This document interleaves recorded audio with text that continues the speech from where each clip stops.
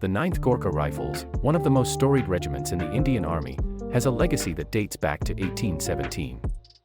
Known for their bravery and resilience, these soldiers hail from the mountainous regions and the mighty Gorkha community.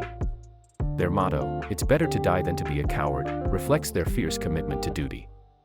Throughout history, they've fought valiantly in both World Wars, the Indo-Pakistani Wars, and numerous peacekeeping missions.